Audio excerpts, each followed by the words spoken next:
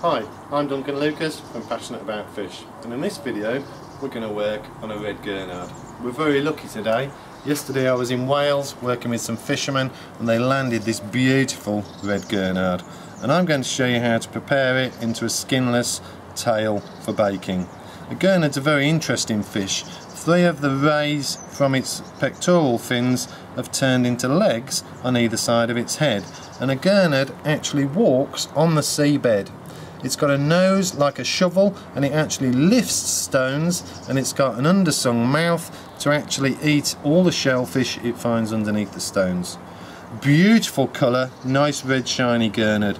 The only problem is these gurnards can be very dangerous. They're covered with a line of spines down the dorsal fin, and there's 2 edges of spine that run along all the length of the dorsal fin, and there's spikes and spines all around the head.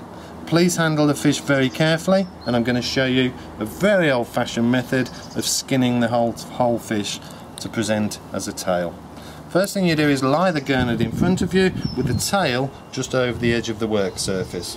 We're going to take hold of the tail of the fish by our left hand, hold it with a cloth to ensure you keep hold of the tail. Then I'm going to take my boning knife, not my filleting knife.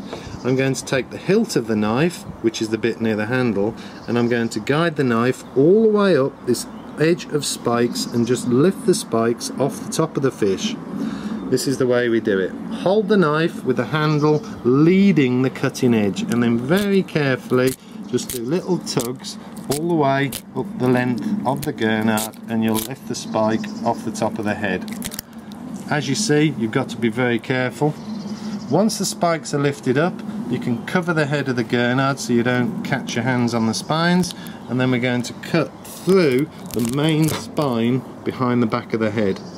Now I'm going to turn the gurnard upside down and lie it on its back, twist the head, and you can see that the spine appears. You hold it with the tip of the knife, and then you very gently start to pull. If the gurnard lifts off the table, you just pull it away with your hand, and there is all the skin and the head away from the tail. We now need to remove the skin and the head and the tail. We just cut the tail off, and that takes rid of all the waste. The blood and the swim bladder, which is still in the gut area of the fish, can be removed by using the tip of your blade and just gently rub along the length of the gut.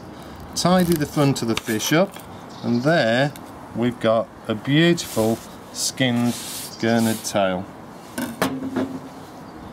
We'll turn it over to show you the belly side. If there's a little bit of blood on the front, just use your cloth to tidy it up.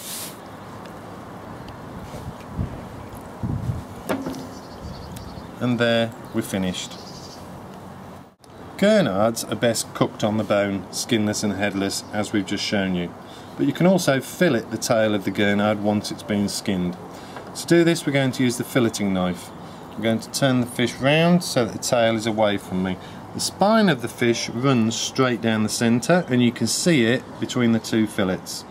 What I'm going to do is insert my knife on either side of the spine and cut straight down on top of the rib cage, and just run your knife along the rib cage. I'll open the fish so you can see I've gone down the bone, I've hit the rib cage and pulled the knife along the length of the fillet.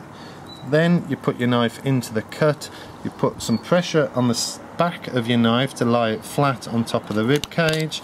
You just slide the knife out so that you're actually removing the fillets from the rib cage. At this stage we can lie the gurnard on its side, lift the front of the fillet that's been lifted away from the rib cage, put your knife on top of the bone and tease the fillet away from the bone. Turn the gurnard over, lift the second fillet away from the rib cage, insert your knife on top of the bone and just tease the second fillet away from the bone. And there we've got 2 lovely gurnard fillets. If you want to make it boneless, then we also need to V-bone the fillets, and I'll show you how to do that with 1 fillet. The pin bones of the fish run down here.